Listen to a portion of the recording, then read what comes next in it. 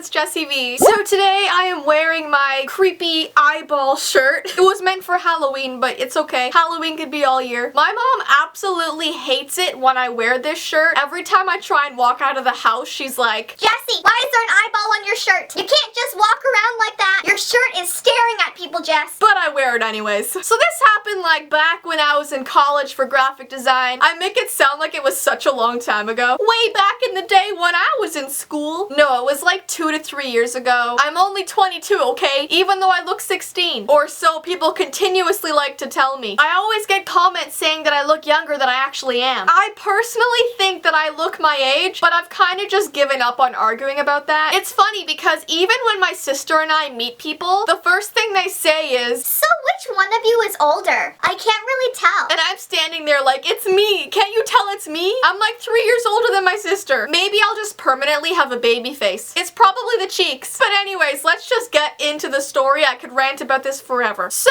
during the summer of second year, I didn't have a job. And that's because I had recently quit my job working as a cashier at a craft store. I really did not like it there, so I finally left to find something better. So I was handing my resume out all over the place and I just couldn't seem to get hired. And it sucked because as a student, you need money to pay for school, you know what I mean? I'm sure all of you students know that feeling. You need money. Money is life. Money makes the world go round. Money pays for school. So because I couldn't seem to get a job anywhere, I just decided to do some freelance graphic design work. I started posting some ads on Kijiji, which is a very similar site to Craigslist. You could sell things or you can offer your services. So I was advertising that I was a designer looking for work. So that way, any small businesses that needed logos, brochures, any sort of design work done, they could come to me and I could make it for them. It just seemed like an easier way for me to earn some money. It was like contract work. Well, about 2 days after my ad was up, I got contacted by this man named Jamie. He told me that he would hire me for the whole summer so that I could create designs for his company. The whole summer. I had the whole summer. So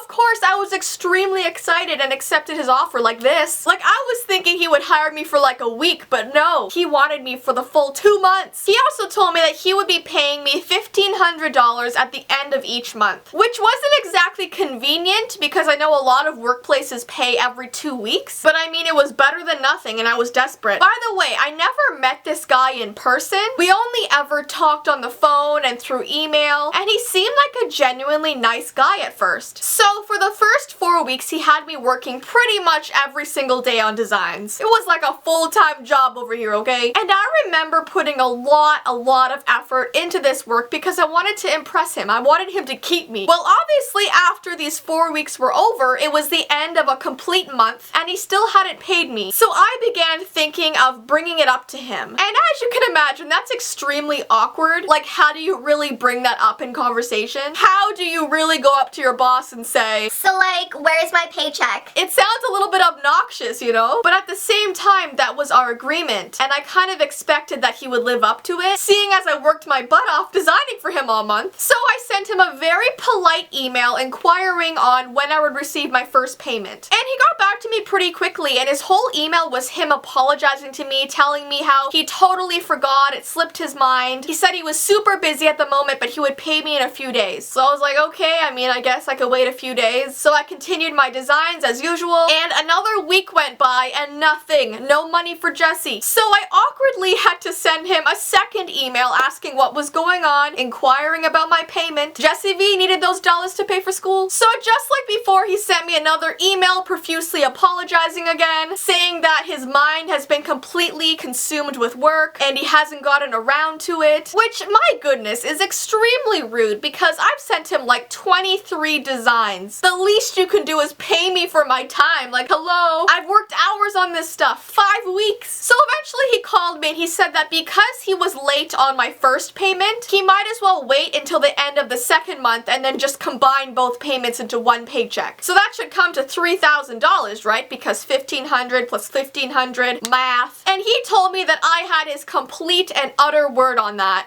at the very end of the second month he would give me those 2 payments at once. So I was very frustrated. I was just annoyed out of my mind, but I was like, okay, he seems sincere, he seems very apologetic, he's probably gonna do it. Like, who wouldn't? So yeah, stupid Jessie over here believed him and continued working on his projects. At this point, my summer had obviously been overtaken by this job. I rarely had free time to myself. I rarely had time to go out with friends. I was working for him. I was working for the Jamie. So, the end of the second month comes around. And I'm sure that you can tell by the title of this video that things did not end well. At all. Bottom line is, he never paid me like he said he would. So finally, I sent him the angriest email, like just fuming with anger. I just had all this pent up frustration from over the last 8 weeks, and I couldn't take it anymore. I couldn't keep it in any longer. So my email was just boom, anger. Well, he didn't reply to that email for a few days, so he was obviously just ignoring me because usually he would get back to me like this, but 3 whole days went by. So I called his cell phone and he didn't pick up. So I went on to his business website and found his work number. I called his work, no one picked up. This guy was like nowhere in sight. He completely disappeared. I honestly don't think he ever had any intention of paying me. He just kept my hard-earned money that I worked for, which also meant that he completely stole my designs because he did not pay for them. I guess he just thought he could prey on innocent students because he knows they're desperate for work. And you know what? Yeah, I was extremely stupid. Trust me, this video is not entirely about, oh, poor me, look what happened to me. It's also about, okay, I was dumb. Learn from my mistakes. The minute he did not pay me the first month, I should have ran for the hills. But he seemed so sincere and I was naive and I believed him. Stupid! Well, about a week later, he took his website down. He blocked my phone number and still would not respond to my emails. So I decided to do some intense research on him, which I honestly should have done from the beginning. But silly little Jesse did not think logically at the time. So I googled his name and guess what the first search result was? It was an article about how he scammed a really large company in British Columbia. Big surprise there, right? I then found his Facebook profile and messaged him there, threatening him that if he didn't pay me for my 2 months of hard work that I would contact the police. It was kind of just a thing to scare him, but he didn't reply there either. This guy was scared of nothing. So then I did something that was a little bit crazy, okay? I will admit my craziness did come out in this moment. I messaged his wife. I told her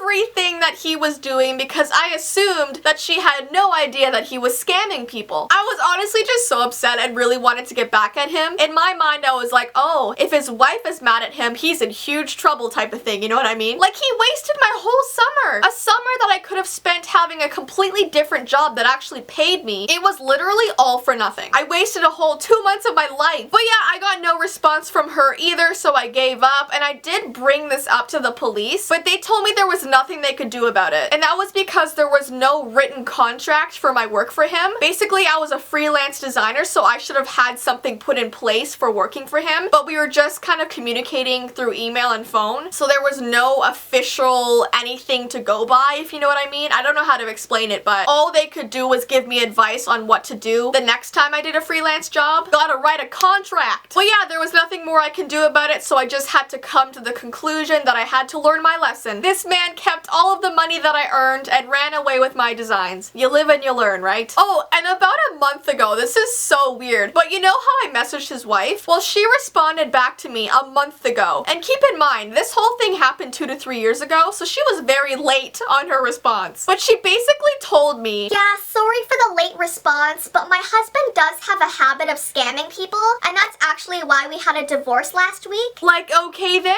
You were still with him when you knew he was scamming people? That's a very strange relationship right there. And I never responded to her because what do you really say to that, right? It happened such a long time ago. But yeah, that was probably the worst summer of my life. Please learn from my mistakes, guys. If you're a freelancer, get a contract in place. Make sure that you're paid after every single job that you do. Don't just wait till the end of the month. Get paid after each design, okay? Well, yeah, I hope you guys enjoyed this video. As usual, my social media information is below, along with my vlog channel and my P.O. box information, so check that out. And until next time, guys, bye!